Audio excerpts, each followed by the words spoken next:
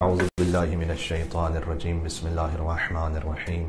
وبه نستعين وهو خير ناصر ومعين، والعاقبة للمتقين والجنة للموحدين والنار للعاصين، والصلاة والسلام على أشرف الأنبياء والمرسلين حبيب إله العالمين سيدنا ونبينا ومولانا بالقاسم محمد. اللهم صل على محمد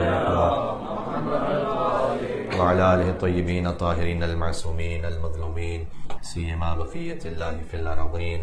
اللهم صل وسلم وزد وبارك على صاحب الدعوة النبوية والصولة الحيدرية والعصمة الفاطمية والحلم الحسنية والشجاعة الحسينية والعبادة السجادية والمآثر الباقرية والآثار الجعفرية والعلوم الكاظمية والحجج الرضوية والجود التقوية والنقابة النقبية والهيبة العسكرية والغيبة الإلهية نار الصلوات.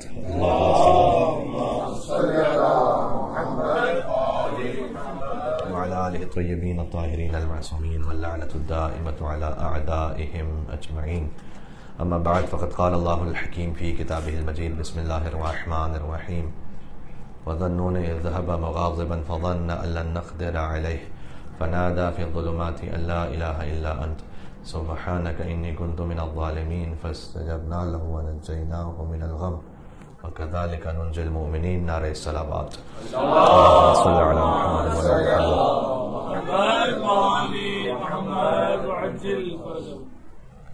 سورہ انبیاء کی ایک معروف آیت کی تلاوت کا شرف حاصل کیا گیا کہ جو نماز غفیلہ کا بھی جز ہے. اس سے ایک مطلب استفادہ کرنا چاہتا ہوں ایام فاطمیہ کی مجلس کے حوالے سے. وہ یہ کہ آپ نے بارہا اس حدیث کو سنا ہے کہ فاطمہ تو بضعۃ منی، اور علامہ امینی نے کتاب الغدیر میں اسے 59 حوالوں سے نقل کیا ہے اس حدیث کو کہ فاطمہ میرا ٹکڑا ہے. جس نے فاطمہ کو غضبناک کیا اس نے مجھے غضبناک کیا. حضرت مریم سلام اللہ علیہ کے لیے قرآن میں سورہ آل عمران میں بیان ہے کہ ان اللہ اصطفاکی وطہرکی واصطفاکی علی نساء العالمین، کہ یقیناً اللہ سبحانہ و تعالیٰ نے حضرت مریم کو چنا ہے اور انہیں طاہرہ بنایا ہے اور انہیں عالمین کی عورتوں پر مقرر فرمایا ہے سردار، اپنے زمانے میں جو عالمین کی عورتیں تھیں. دیکھیں، ایک خاتون کا عفیفہ ہونا اور طاہرہ ہونا اور بات ہے، اور اس کی رضا میں خدا کی رضا ہونا اور بات ہے. ممکن ہے کہ خاتون طاہرہ ہو، عفیفہ ہو، لیکن ان کی رضا میں خدا کی رضا ہو. یہ عصمت کی منزل ہے. حضرت مریم سلام اللہ علیہ کے لیے باقاعدہ کسی روایت میں اس طرح سے اشارہ نہیں ہوا کہ ان کی رضا اس بات کی علامت ہے کہ خدا راضی ہے. میں ادب احتراماً کہنا چاہتا ہوں، حتیٰ یہ کہ یہ بات تمام انبیاء کے لیے بھی نہیں ہے. ہر نبی کے لیے ہمیشہ یہ بات نہیں ہے کہ ان کے غضبناک ہونے میں خدا غضبناک ہے. اسی خاطر ہے کہ میں نے یہ سورہ انبیاء کی آیت پڑھی ہے آپ کے سامنے حضرت یونس علیہ السلام کے بارے میں. وَظَنُّونَ، ظنون یعنی مچھلی والے، حضرت یونس علیہ السلام. وَظَنُّونَ إِذْ ذَهَبَ مُغَاضِبًا، جبکہ وہ چلے گئے غضب کے عالم میں. مغاضبًا وَظَنُّونَ إِذْ ذَهَبَ مُغَاضِبًا فَظَنَّ أَن لَّن نَّقْدِرَ عَلَيْهِ فَنَادَىٰ فِي الظُّلُمَاتِ أَن لَّا إِلَٰهَ إِلَّا أَنتَ سُبْحَانَكَ إِنِّي كُنتُ مِنَ الظَّالِمِينَ.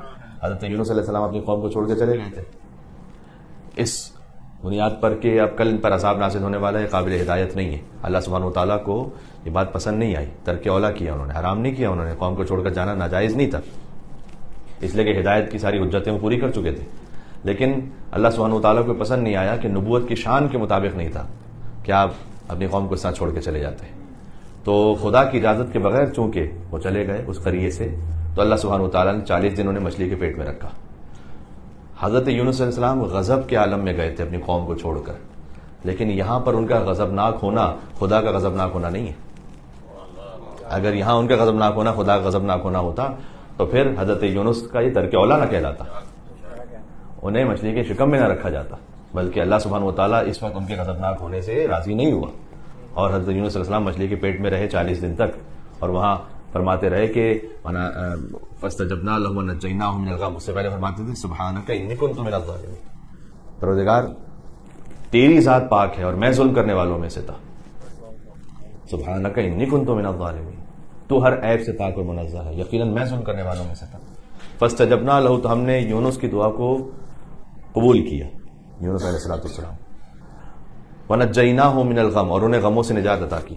ایک اور بھی یہاں پر نقطہ بہت اہم ہے، قرآن فقط تاریخ کی کتاب نہیں ہے، اس میں فلسفہ تاریخ بھی ہے. تاریخ اور فلسفہ تاریخ میں فرق یہ ہے کہ تاریخ ہے ہسٹری، فلسفہ تاریخ یہ ہے کہ اس ہسٹری سے سبق کیا لے رہے ہیں. یہاں اللہ سبحانہ وتعالیٰ نے حضرت یونس علیہ السلام کی پوری داستان کو بیان کیا ہے. وَظَنُّونِ ذَهَبَ مُغَاضِبًا فَظَنَّ أَن لَّن نَّقْدِرَ عَلَيْهِ فَنَادَىٰ فِي الظُّلُمَاتِ أَن لَّا إِلَٰهَ إِلَّا أَنتَ، کہ وہ رات کی تاریکیوں میں، یعنی مچھلی کے شکم کی تاریکیوں میں وہ اللہ کو صدا دیتے تھے کہ پروردگار یقیناً تو پاک ہے اور میں ظلم کرنے والوں میں سے تھا. تو ہم نے حضرت یونس کی دعا کو قبول کر لیا اور انہیں غموں سے نجات عطا کر دی. یہاں تک ہے تاریخ. تو پروردگار یہ تاریخ ہمیں کیوں سنائی جا رہی ہے؟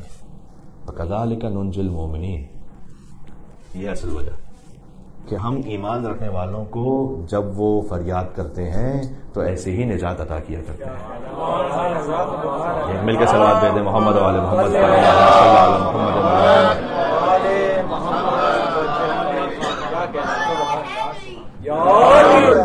یہ ہے فلسفہ تاریخ کہ ہم یونس علیہ السلام کا واقعہ آپ کے سامنے اس لیے بیان کر رہے ہیں کہ جب آپ کسی مشکل میں اس طرح سے گرفتار ہوں، کسی خطا کی وجہ سے، کسی اور غلطی کی وجہ سے، تو اللہ سبحانہ و تعالیٰ چاہتا ہے کہ اس کے سامنے عاجزی اور انکساری کے ساتھ پکارا جائے. جمعے کے خطبے میں ہم اس بات کو بیان کر چکے ہیں کہ خطا حضرت آدم علیہ السلام سے بھی ہوئی تھی جنہیں جنت سے نکالا گیا، اور گناہ ابلیس سے بھی ہوا تھا، اسے بھی راندہ درگاہ کر دیا گیا. لیکن دونوں کے ایٹیٹیوڈز میں فرق ہے. خطا کے بعد جب ابلیس کو نکالا گیا تو وہ کہتا ہے لَأُغْوِيَنَّهُمْ أَجْمَعِينَ، یقیناً اب میں بہکاؤں گا تیرے سارے بندوں کو. یعنی اسٹیپ باؤن ہو گیا، ہٹ دھرم ہو گیا. اللہ تعالیٰ کہہ رہا ہے کہ تم نے خطا کیا، نکل جاؤ یہاں سے. وہ کہہ رہا ہے کہ اب میں یہ کیا تھا نا، اب وہ بھی کروں گا، سارے بندوں کو بھی بہکاؤں گا. اللہ تعالیٰ نے آدم علیہ السلام سے کہا کہ آپ نکل جائیے جنت سے. فَمَا رَبَّنَا ظَلَمْنَا أَنفُسَنَا وَإِن لَّمْ تَغْفِرْ لَنَا وَتَرْحَمْنَا لَنَكُونَنَّ مِنَ الْخَاسِرِينَ. پروردگار ہم نے اپنے نفسوں پر ظلم کر لیا ہے، تو اگر تو نے ہم پر رحم نہ کیا اور ہمیں معاف نہ کیا تو ہم خسارہ اٹھانے والوں میں سے ہو جائیں گے. ہم سب کے سب انسان ہیں، ہم سے زندگی کے مختلف موقعوں پہ خطا ہو سکتی ہے اور ہوگی. کل بنی آدم خطا، حدیث میں ہے کہ ہر بنی آدم اس سے غلطی ہوتی ہے. وخیر الخطائین التوابون، بہترین غلطی کرنے والا وہ ہے کہ جو غلطی پر توبہ کر لے. اور ہمارے تو حضرت یونس علیہ السلام نے کہا کہ انی کنت من الظالمین، پروردگار میں ظلم کرنے والوں میں سے تھا، ان سے غلطی ہوئی. ظلم کا مطلب کیا ہے یہاں پر؟ اس کا مطلب سمجھ میں آتا ہے کہ ظلم فقط کسی کو مار دینا نہیں، ظلم کسی کا غصب کرنے لینا نہیں. ظلم کی تعریف کیا ہے؟ وہ شے کہ جو اس کے مقام پر ہو اسے اس جگہ سے ہٹا دینا، یہ ہے ظلم.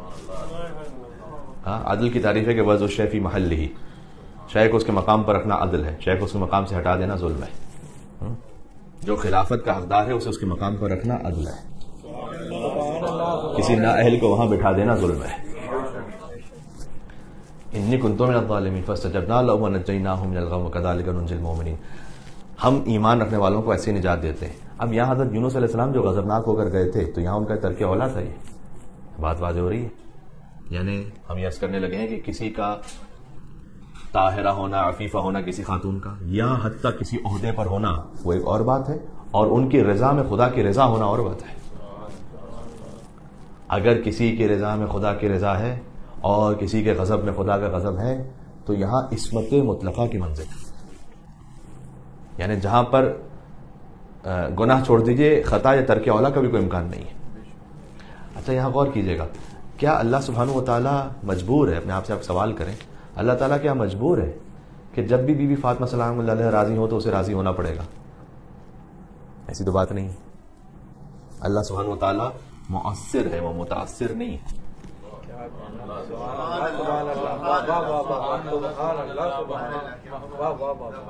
اللہ سبحانہ و تعالیٰ وہ کسی سے اثر قبول نہیں کرتا، وہ مؤثر ہے، وہ اثر ایجاد کرتا ہے. تو یہاں پر یہ کیوں کہا جا رہا ہے کہ جب بیوی راضی ہوں گی تو اللہ راضی ہوگا؟ اس کا مطلب یقیناً یہ نہیں ہے کہ اللہ سبحانہ و تعالیٰ گویا اب جبر میں آ گیا، مجبور ہو گیا کہ اب جب بیوی راضی ہوں گی تو راضی ہونا ہی ہوگا. ایسا نہیں ہے، آپ جانتے ایسا نہیں. اس کا مطلب کیا ہے؟ اس کا مطلب یہ ہے کہ سیدہ سلام اللہ علیہ ہر اس شے کو جانتی ہیں کہ جس سے اللہ راضی ہے. اللہ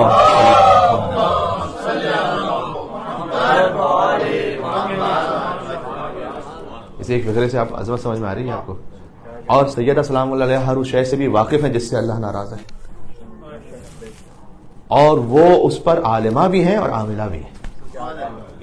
لہذا مطلق حضور نے فرمایا کہ جس سے فاطمہ راضی ہیں اسے خدا راضی ہے. اس لیے کہ وما تشاؤون الا ان یشاء اللہ کی منزل ہے. وہ چاہتی ہی نہیں اس کے علاوہ کہ جو خدا چاہتا ہے.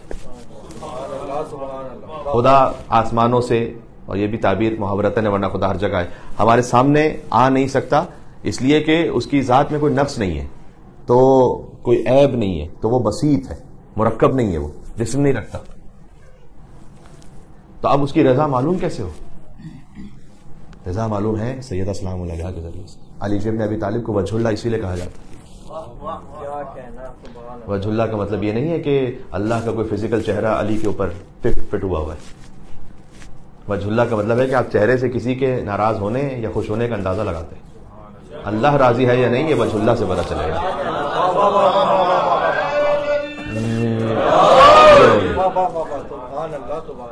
اللہ راضی ہے آپ کو معلوم کیسے ہو؟ اللہ نظر نہیں آ رہا، وجہ اللہ سے پتہ چلے گا. اللہ غضبناک ہے آپ کو معلوم کیسے ہو؟ وجہ اللہ سے پتہ چلے گا. یہ ہے وجہ اللہ کا مطلب. ایک حدیث ہے بہت لطیف ہے، جب میں تو ویسے اپنے وجود میں جنت جھوم جاتا ہوں. حضور نے فرمایا کہ علی ممسوس فی ذات اللہ. کوئی اللہ سے اتنا قریب ہو. اب ممسوس کا ترجمہ میں کیسے کروں؟ یہ بڑا مشکل ہے ہمارے لیے. ممسوس کہتے ہیں ہوتا ہے نا مس کرنا. مس کرنا ہے. اب اگر میں اس میز کو مس کر رہا ہوں تو میں مس کرنے والا ہوں اور یہ میز ممسوس ہے جسے مس کیا جا رہا ہے. علی ممسوس فی ذات اللہ. علی کی ذات خدا سے ایسی قربت ہے کہ گویا جیسے مس ہو رہے ہوں. اللہ اکبر. مل کے صلوات بھیجیں محمد والے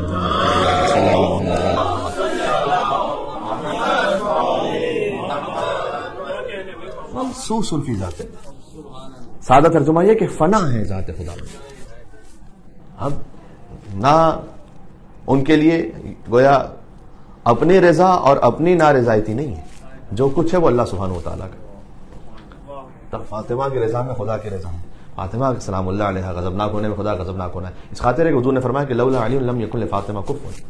علی نہ ہو تو فاطمہ کو کوئی ہمسر ہی نہ ہو. اس لیے کہ وہ جو دو برابر کی ہستیاں ہیں، وہ جو بحرین ہیں جنہیں اللہ سبحانہ و تعالیٰ نے ملایا ہے، اور شفع والوتر ہے کہ دو برابر شف، دو برابر کی ہستیاں. امام نے فرمایا کہ اس سے علی و فاطمہ زہرا سلام اللہ علیہ مراد ہے، جن کی قسم کھا رہا اللہ سبحانہ و تعالیٰ. تو یہ جو دو برابر کی ہستیاں ہیں، اب اس میں معانی کا سمندر پوشیدہ ہے. جب حضور مکرم یہ فرمایا کہ علی ہم کف زہرا، دو ہستیاں ہیں. ایک وہ ہیں کہ جن کا وجود ملائے عام میں سامنے ہے، ایک وہ ہیں کہ جو مستور ہے گھر میں. علی بن ابی طالب وہ شب ہجرت ہیں، وہ بدر میں ہیں، وہ احد میں ہیں، وہ خیبر میں ہیں، وہ خندق میں ہیں، وہ حدیبیہ پر ہیں.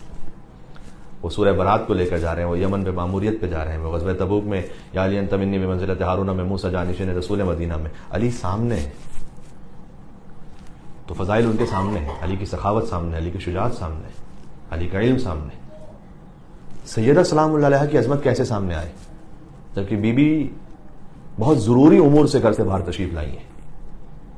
یا مباہلہ کے میدان میں اپنے بابا رسول اللہ کی رسالت کی صداقت کے لیے اور گواہ بن کر آئیں، یا دربار فدق میں امیر المومنین علی بن ابی طالب السلام کی ولایت کو ثابت کرنے آئے.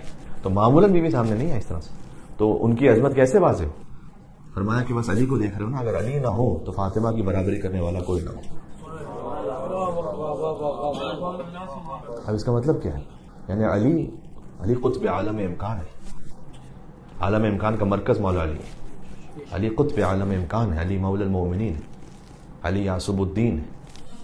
علی نبی عظیم ہے. علی مبید الشرک والمشرکین ہے.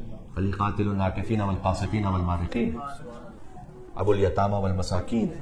باب حکمت رب العالمین ہے. عمود الدین ہے. اول العابدین ہے. علی شبیہ ہارون ہے. علی نفس الرسول ہے. علی زوج البتول ہے. علی سیف اللہ المسلول ہے. علی امیر البررا ہے. قاتل الفجرا ہے. قسیم الجنت والنار ہے. صاحب اللواء ہے. سید العرب ہے. کشاف الکرب ہے. صدیق اکبر ہے. فاروق اعظم ہے. علی کرار ہے. برادر جعفر طیار ہے. اہل فرار ہے.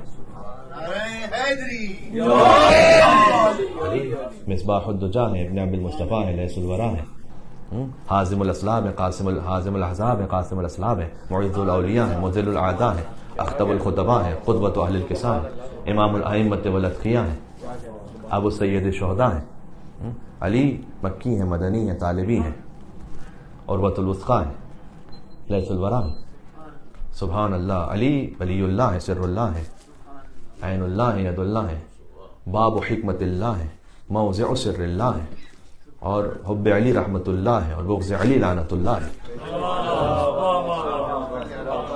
ان تمام تر عظمتوں کے بعد علی ہم کو زہرا ہے۔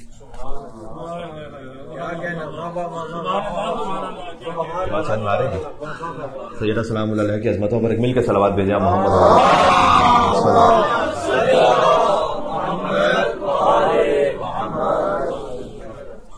آج کی گفتگو بہت محدود ہے وقت کے حوالے سے بھی، تو میں چاہتا ہوں کہ اب یہ جب ہم کف ہے تو کائنات کا بہترین خانوادہ جو اس روئے زمین پر جس نے زندگی گزاری ہے وہ خانوادہ زہرا ہے۔ فی بیوت اذن اللہ ان ترفع ویذکر فیہا اسمہ، سورہ نور کی آیت ہے کہ کچھ گھر ایسے ہیں کہ جن کی تعظیم کا اللہ نے حکم دیا ہے، اور جب رسول اللہ سے پوچھا گیا کہ کون سے گھر ہیں تو پہلے حضور نے فرمایا یا بیوت الانبیاء، انبیاء کے گھر وہ ہیں کہ جن کی تعظیم کا اللہ نے حکم دیا ہے۔ خلیفہ اول نے اٹھ کے پوچھا کہ یا رسول اللہ ھذا البیت منا، کیا یہ گھر بھی انہی میں سے ہیں؟ واشار الی بیت علی و فاطمہ۔ بزرگان اصحاب بھی یہ جانتے تھے کہ اگر رسول اللہ نبی کی فضیلت بیان کریں تو اس میں کوئی اور صحابی شریک نہیں ہو سکتا ہے تو علی بن ابی طالب شریک ہو سکتا ہے، ورنہ گنجائش نہیں ہے کہ کوئی اور انبیاء کی فضیلت میں شریک ہو سکے۔ تو جب رسول اللہ نے کہا کہ یہ انبیاء کے گھروں کی بات ہو رہی ہے تو ھذا البیت منہا، کیا یہ گھر انہی میں سے ہے؟ حضور نے نہیں فرمایا کہ گھر انہی میں سے، فرمایا نام من افضلھا۔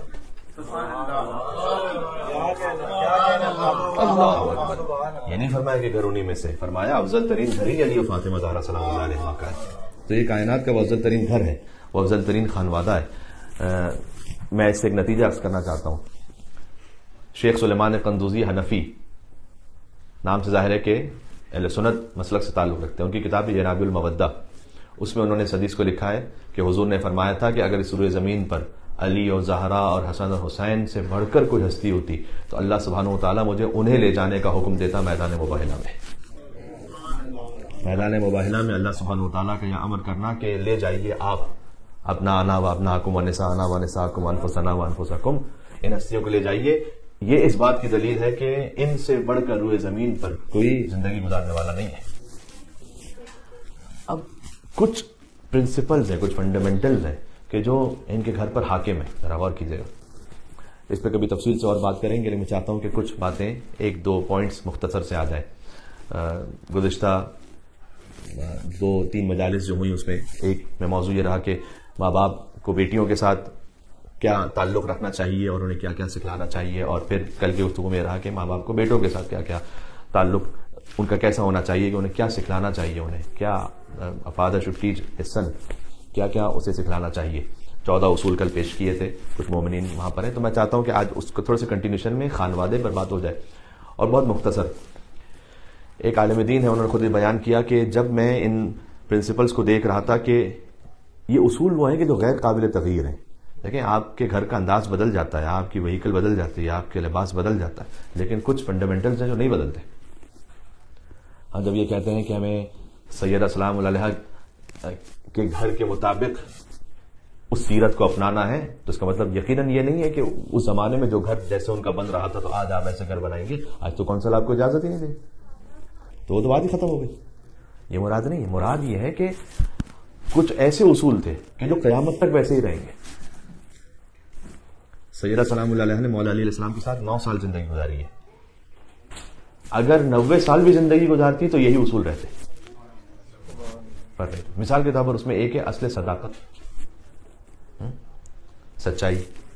مثال کے طور پر ہے اصل معنویت، گھر کے اندر جو فضا ہے اور جو فیصلہ جو بھی ڈیسیشن ہوتا ہے اس کا جو معیار ہے وہ مادیت کو ہونا چاہیے یا معنویت کو ہونا چاہیے۔ یہ اصول بدلنے والا نہیں ہے۔ یعنی ازدواج ہوا امیر المومنین کا سیدہ سلام اللہ علیہ سے، اور فرمائے کہ ہم جیسے عبادت کرتے آئے ہیں اپنی زندگیوں میں تو آج بھی اسی طرح سے عبادت کے ساتھ ہی آغاز کرے، اس طرح سے کہ جب امیر المومنین تشریف لے جائیں رسول اللہ کے پاس اور حضور یہ پوچھیں کہ آپ نے اپنی زوجہ کو کیسا پایا، تو امیر المومنین نے بیان فرمایا کہ نعم العون علی طاعت اللہ، میں نے فاطمہ زہرا کو عبادت خداوندی میں بہترین مددگار پایا. اچھا اسے قیاس نہیں کیجیے گا ہم اور آپ سے، عبادت خداوندی میں، اطاعت خداوندی میں بہترین مددگار پایا. یعنی مثال کے طور پر یہ کہ ہم سو رہے ہیں اور پھر زوجہ نے آ کے جگہ کہ فجر کا وقت ہو رہا ہے تو اٹھ جائیے، تو اس طرح کی کوئی اطاعت خداوندی میں بہترین مددگار پایا، یا علی ابن ابی طالب کی اطاعت کی بات ہو رہی ہے کہ جن کی ایک ضربت ثقلین کی عبادت سے افضل ہے، اس عبادت میں بہترین مددگار پایا فاطمہ زہرا سلام اللہ علیہا کو. بات واضح. ایک مل کے سلوات بھیجے، نام ہے حجر کرار اور نام بی بی فاطمہ زہرا سلام اللہ علیہا. اللہم صلی علی محمد وعلی محمد.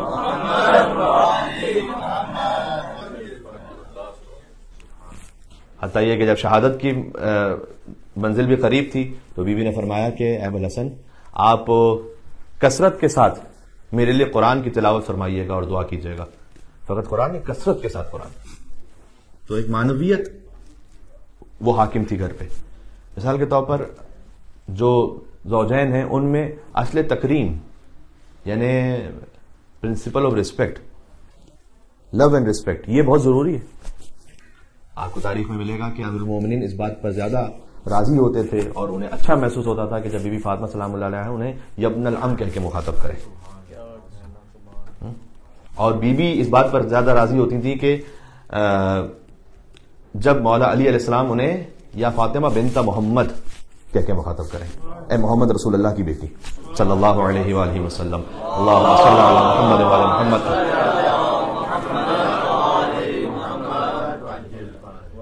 یہ جو طرفین کے درمیان احترام ہے، تو اگر ایک خاتون بات کر رہی ہیں اپنے پیرنٹس سے، اپنے عزیز اقربا سے، شرعاً بھی جائز نہیں ہے کہ وہ غیبت کریں یا بے احترامی کریں اپنے شوہر کی ان کے سامنے، اور شوہر کے لیے جائز نہیں ہے کہ وہ بے احترامی کرے اپنے ماں باپ کے سامنے اپنی زوجہ کی. تو وہ جو احترام کا معاملہ تھا، اور میں نے اس میں دو لفظ استعمال کیے، لو اینڈ ریسپیکٹ، یہ دونوں. اور یہ وہ اصل ہے کہ جو زمانے کے بدل جانے سے یہ اصل تبدیل نہیں ہوگا، یہ ہمیشہ ایسے ہی رہے گا. بات واضح؟ سبحان اللہ. مثال کے طور پر ایک پرنسپل ہے سمپلسٹی کا. اب سمپلسٹی کا مطلب کیا ہے؟ سمپلسٹی کا مطلب یہ، کل بھی ایک بات عرض کر رہا تھا، ہو سکتا ہے کہ آپ بہت ساری چیزوں کو اللہ سبحانہ وتعالیٰ نے آپ کو اتنا عطا فرمایا ہوا ہے کہ آپ بہت کچھ افورڈ کر سکتے ہیں. آپ 10,000 کی ریسٹ واچ افورڈ کر سکتے ہیں، $10,000 میرا مطلب ہے. تو کیا یہ عقلی اور منطقی طور پر بہتر ہوگا کہ آپ یہ کام کریں گے؟ ہر وہ چیز کہ جو ہم لے سکتے ہیں ضروری ہے کہ وہ لیں گے؟ اور اس سے پھر کئی مرتبہ چونکہ ہرس بڑھتی چلی جاتی ہے. دیکھیں ایک تو ہے ریئل پاورٹی، وہ بھی دنیا میں ہے اور بہت زیادہ ہے، اس میں کوئی شک نہیں ہے. لیکن ایک ہوتی ہے کمپیریٹو پاورٹی، یعنی آپ ہیں نہیں فقیر لیکن آپ اپنے آپ کو کسی اور سے کمپیئر کرتے ہیں تو فقیر اپنے آپ کو محسوس کرنے لگتے ہیں. یہ ذہن کا فقر ہے، پھر میں حقیقت میں نہیں ہے. امیر المومنین نے حارث ہمدانی کو خط لکھا، نہج البلاغہ میں خط موجود ہے کہ حارث جب زندگی گزارنی ہو تو یہ دیکھو کہ تم سے وہ افراد کے جو نچلے درجے پہ زندگی گزارے وہ کیسے ہیں، ہمیشہ خوش و راضی رہو گے.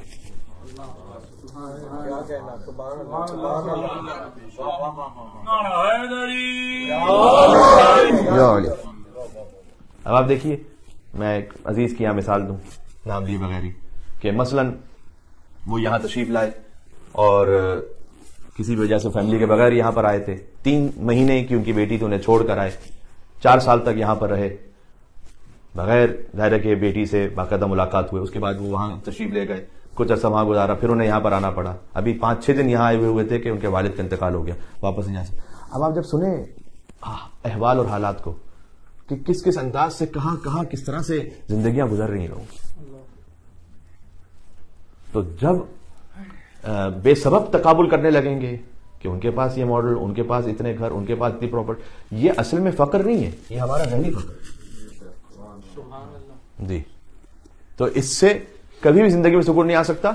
ایک مولا علی علیہ السلام ہی سے روایت ہے، مولا فرماتے ہیں کہ البتہ آپ میں سے تقریباً اکثر کے لیے فی الحال شاید پہلا حصہ اتنا مفید نہ ہو، مولا فرماتے ہیں کہ اگر کسی کو ازدواج کرنا ہو تو وہ یہ کام کرے کہ 2 رکعت نماز پڑھے اور 2 رکعت نماز میں الحمد اور سورہ یاسین کے ساتھ پڑھے. بظاہر یہ ہے کہ دونوں رکعتوں میں الحمد اور سورہ یاسین. اور نماز کے بعد یہ دعا مانگے. اب جو دعا امام علیہ السلام نے سکھلائی نا, یہ وہ پیرامیٹر ہے کہ جو امام بتلا رہے ہیں کہ گھر میں کون سے اصول حاکم ہونے چاہیے. امام نے فرمایا کہ یوں دعا مانگو کہ اللہم ارزقنی زوجۃ صالحۃ ودودۃ قنوعۃ شکورا غیورا. یہ 5 چیزیں غور فرمائے گا پھر سے. اللہم ارزقنی زوجۃ صالحۃ قنوعا شکورا, اس سے پہلے ہے ودودا قنوعا شکورا غیورا. پروردگار تو مجھے وہ زوجہ عطا فرما کہ جو نیک ہو, دیندار صالح. سب سے پہلے قنوعا, اس سے پہلے فرما ودودا. ودودا وہی مودت سے, مودت اور محبت کرنے والی. جب اس آسمان کے نیچے زمین سے اوپر اس سے بہتر تعبیر ہسبینڈ اور وائف کے لیے یوز نہیں ہو سکتی جو اللہ تعالیٰ نے قرآن میں استعمال کر لی. ہن لباس لکم وانتم لباس لہن. وہ تمہارے لیے لباس ہے اور تم ان کے لیے لباس ہو. اس روئے زمین پر اس سے بہتر تعبیر شوہر اور زوجہ کے لیے ممکن ہی نہیں. لباس آپ کو پروٹیکٹ کرتا ہے, لباس آپ کی عزت میں اضافہ کرتا ہے. ہاں, لباس آپ کے لیے سردی گرمی میں آپ کو محفوظ رکھتا ہے. ایک لباس کی تعبیر اتنی لطیف ہے کہ اس پر سینکڑوں نکات علماء نے لکھے. تو فرمایا کہ بیویاں وہ آپ تمہارے لیے لباس ہیں اور تم ان بیویوں کے لیے لباس. تو امام علیہ السلام نے فرمایا کہ یہ دعا مانگو کہ پروردگار وہ زوجہ کہ جو دیندار ہو. پہلا یہ دیندار, دوسرا یہ کہ مودت کرنے والی, تیسرا قناعت کرنے والی. جو ابھی بات ہو رہی تھی کہ اگر کمپیریزن میں آپ جائیں گے تو کبھی بھی قناعت نہیں ہو سکتی. چوتھا فرمایا کہ شکر کرنے والی اور غیرت رکھنے والی, یعنی اپنی عفت کی حفاظت کرنے والی نامحرموں سے, یہ عطا فرما. تو خود بخود یہ دعا طرفین کے لیے ہے, بات واضح. تو عزیزان گرامی, بس یہ کچھ مختصر سی گزارشات تھی کہ جو عرض کرنا چاہتا تھا. اگر ایام فاطمیہ کا میسج ایک مختصر سے فقرے میں قرآن کی آیت کی روشنی میں سمجھنا چاہیں تو یہ ہے کہ سورہ احزاب میں اللہ سبحانہ وتعالیٰ نے آیت نمبر 4 میں ارشاد فرمایا ہے کہ ما جعل اللہ لرجل من قلبین فی جوفہ, اللہ نے کسی انسان کے سینے میں 2 دل نہیں رکھے. یہ بات میڈیکلی نہیں ہو رہی کہ 2 دل نہیں رکھے, یہ بات عقیدے کے اعتبار سے ہو رہی ہے. یا دل اللہ کا ہے یا شیطان کا ہے, یا دل میں رسول اللہ کی محبت ہے یا ابو جہل اور ابو لہب جیسوں کی محبت ہے, یا ان کی طرف انکلینیشن ہے, یا دل مولا علی علیہ السلام کا ہے یا حاکم شام اور مروان جیسوں کا ہے, یا دل بی بی سیدہ سلام اللہ علیہ کی محبت سے لبریز ہے یا منافقین سے. دونوں ایک ساتھ نہیں ہو سکتے.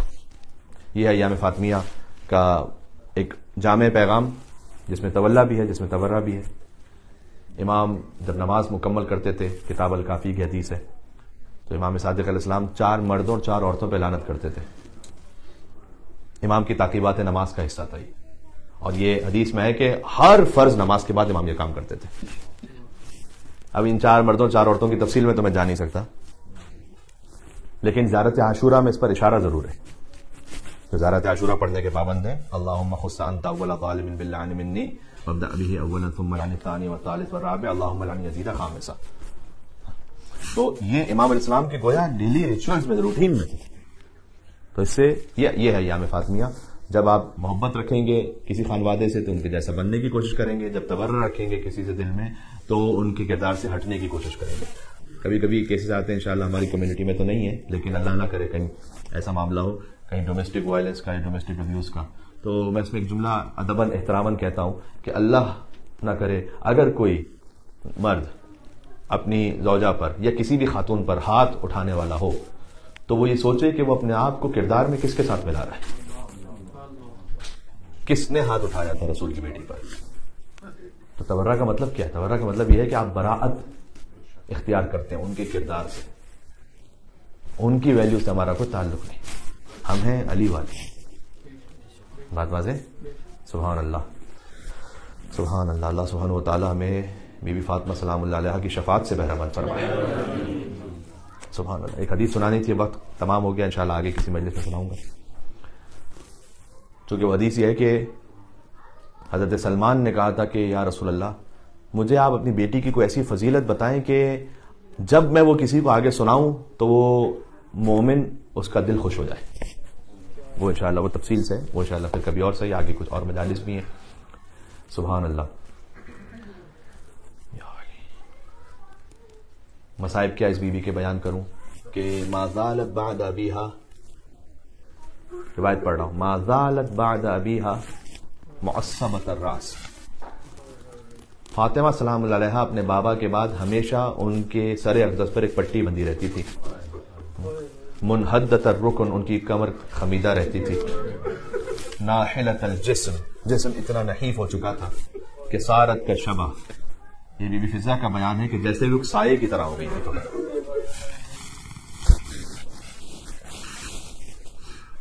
بہار الانوار کی روایت ہے کہ جب بی بی فاطمہ مدینہ کی گلیوں میں جاتی تھیں تو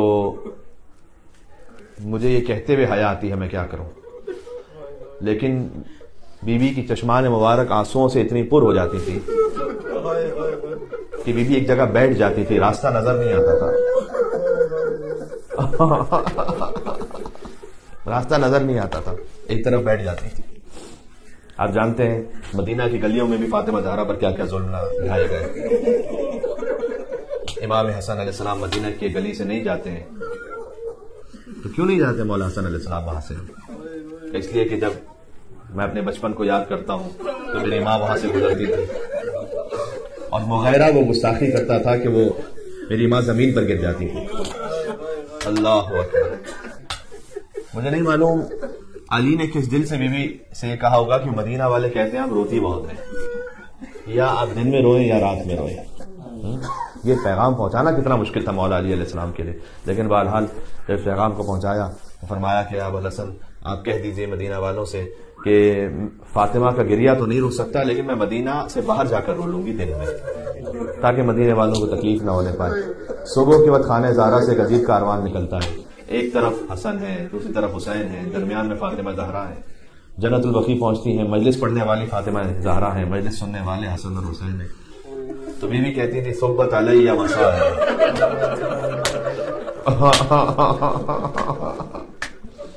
بابا آپ کے بعد اتنے مصائب آئے، روزے روشن پر اگر آ جاتے تو تاریک راتوں میں بدل جاتے. بی بی کا مرثیہ، بی بی کا گریہ جاری و ساری رہا. عزیزوں میں آپ سے کیا عرض کروں، ابھی یہ مجلس ہو رہی ہے نا بی بی کی، آیت اللہ گل پائگانی مرحوم مجتہد مرجع تقلید بیان فرماتے ہیں کہ روایات سے استفادہ ہوتا ہے کہ جس امام کی بھی مجلس ہو وہ مولا مجلس میں تشریف لاتے ہیں، لیکن اگر فاطمہ زہرا کی مجلس ہو تو 12 کے 12 تشریف لاتے ہیں.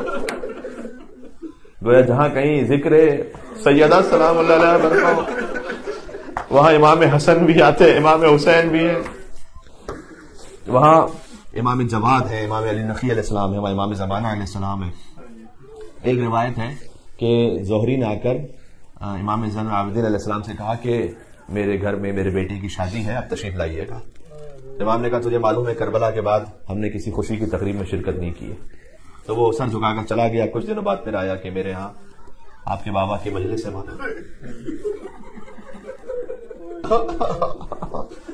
امام علیہ السلام نے کہا کہ اگر میرے بابا کا ذکر ہے تو میں ضرور آؤں گا تیرے گھر پر. اور حضرت علامہ نقل صاحب اس طرح سے روایت کو لکھتے ہیں کہ امام علیہ السلام جب تشریف لائے تو زہری نے گویا بالکل ممبر کے ساتھ، جو بھی ممبر تھا کرسی تھی جس طرح سے بھی اہتمام تھا، بالکل ساتھ بٹھایا. اب آپ 1400 برس بعد مصائب سنتے ہیں تو ہم سے ضبط نہیں ہو پاتا. اگر مجلس میں وہ خود موجود ہو جس نے سکینہ کو لگتے ہوئے تماچوں کو دیکھا ہو، اللہ اکبر، مجلس میں وہ خود موجود ہو جس نے اپنے باپ کے سر کو نوکے نیزہ پر دیکھا ہو، خود امام اگر مجلس میں موجود ہو تو آپ سوچئے گا کہ کتنا گریہ ہوگا. کوئی سوچ بھی سکتا ہے؟ ایسا کوہرام بپا ہوا کہ کسی کا ہوش نہیں رہا. تو جب مجلس ختم ہوئی تو دیکھا امام علیہ السلام نہیں ہے. دیکھا ایام فاطمیہ مجھے جانا ہے ایک منزل تک، امام علیہ السلام نہیں ہے. زہری کہتا ہے میں نے ڈھونڈنا شروع کیا تو جہاں عزاداروں نے، مجھے معاف فرمائیے گا لیکن جملہ یہی ہے، میں جملہ تو نہیں بدل سکتا روایت میں، جہاں عزاداروں نے اپنی جوتیاں اتار کر وہ اندر آئے تھے وہیں قریب میں امام زین العابدین سید الساجدین تشریف فرما. زہری نے آ کر کہا کہ مولا آپ یہاں تشریف رکھتے ہیں، ہم نے تو آپ کو ممبر سے قریب بٹھلایا تھا. امام نے کہا اے زہری تو فقط اس ظاہری مجمع کو دیکھ رہا ہے، لیکن میں دیکھ رہا ہوں جب سے ذاکر نے مصائب شروع کیے ہیں، جنت سے میری دادی فاطمہ زہرا اپنے حسین کا برسہ لینے کے لیے جنت سے میری دادی فاطمہ زہرا مجلس میں تشریف لا چکی ہیں، میں نے وہیں بیٹھنا مناسب سمجھا۔ یا اللہ، اس کا مطلب ہے کہ سیدہ سلام اللہ علیہا، اب ان کی آمد کی کیا کیفیت ہے، وہ نورانی کیفیت ہے، ان کی خاص نظر کرم ہوتی ہے، امام جانتے، ہم نہیں جانتے، لیکن بہرحال بی بی سیدہ سلام اللہ علیہا کی خاص نظر کرم ہے، خاص نظر رحمت ہے، اور جہاں کہیں بی بی کا ذکر ہو تو یقیناً چونکہ بی بی شہیدہ راہ ولایت ہیں تو علی ابن ابی طالب یقیناً راضی ہیں کہ ان کی زوجہ کے مصائب کس طرح سے بیان کیا جائے۔ اس لیے میں اس جملے پہ مصائب ختم کرتا ہوں، اس لیے کہ مولا علی علیہ السلام بہت مظلوم ہے عزیزوں۔ تو جب جنازہ زہرا کو اٹھانا تھا تو حسن حسین کو بھیجا، کہا ادعوا لی ابا ذر، ذرا ابو ذر کو تو بلا لانا میرے پاس۔ اب تک وہ جو مولا نے ضبط کیا ہوا تھا، گویا روایت میں کہ جیسے ہی سلمان کو آتا ہوا دیکھا تو علی کے ضبط کے بندھن ٹوٹ پڑے اب، اور حضرت سلمان کے گلے مل کر بہت روئے علی۔ اب یہ زبان حال اگر کہہ سکوں تو گویا علی ایک کہہ رہے ہوں سلمان سے کہ سلمان، جب سیدہ کا ازدواج ہوا تھا تو آپ ناقے کی مہار کو تھام کر فاطمہ کو میرے گھر لائے تھے، اب فاطمہ کا تابوت اٹھانا، اب سیدہ کو دفن کرنا ہے۔ جب امیر المومنین جنازہ زہرا کو لے کر چلے تو وہاں دفن نہیں معلوم کہاں دفن کیا، لیکن جب دفن کر چکے تو اتنا روایت میں ہے کہ آئے قبر رسول پر اور فرمایا فاحفظ السوال واستخبر الحال، یا رسول اللہ، پہلے تو فرمایا لقد استرجعت الودیعہ، یا رسول اللہ یہ امانت مجھ سے چھین لی گئی، یہ نہیں کہ علی نے کہ امانت واپس کی، ہاں لقد استرجعت الودیعہ، یہ امانت لے لی گئی مجھ سے، چھین لی گئی۔ ہاں لیکن اس کے بعد آگے فرمایا کہ جب یہ امانت آپ نے مجھے سپرد کی تھی تو پسلیاں شکستہ نہیں تھی۔ فاحفظ السوال، تو یا رسول اللہ خود ہی سوال کیجئے گا کہ ہم پر کیا گزری، واستخبر الحال، اور فاطمہ سے ان کا حال پوچھئے گا۔ وہ مولا علی کہنا چاہتے تھے کہ سیدہ نے پورا حال تو مجھے بھی بیان نہیں کیا، لیکن آپ باپ ہیں سیدہ کے، آپ خود پوچھئے گا فاطمہ پر کیا ہے، سیدہ سلام اللہ علیہا پر کیا گزری۔ یا اللہ، اللہم صل علی فاطمہ و ابیہا